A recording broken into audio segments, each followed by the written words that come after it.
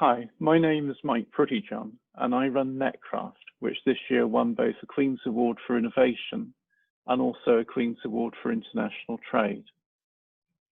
The people who run the Queen's Awards, that's the Department of Business, Enterprise and Industrial Strategy, asked what I might say to anyone who is considering the benefits of a Queen's Award for Enterprise. So the key feature of the Queen's Award is that there is a lot of due diligence involved, and that makes it a substantial public statement of a company's quality and impact. Because the range of metrics and the length of time over which they're reviewed gives a much stronger assurance than most other business awards. A second feature is the exclusivity. So there are about 4.5 million companies in Companies House, of which just 220 received a Queen's Award this year.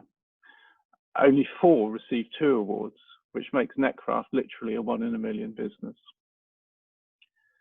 So if you're able to get a Queen's Award, it should give your customers a sense of assurance and vindication that they've made a good choice.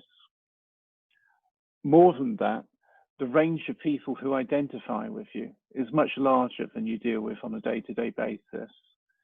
Teachers and lecturers working at schools and universities who have educated your staff, suppliers who provide you with fundamental services, early adopter customers will all feel vindicated that the time that they have invested in you was well spent.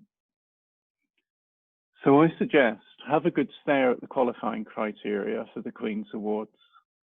If you find that you don't meet some of them, note the ones that don't match and check again when you file accounts next. But if you do meet the criteria, congratulations. You have a successful and interesting business, and you should apply.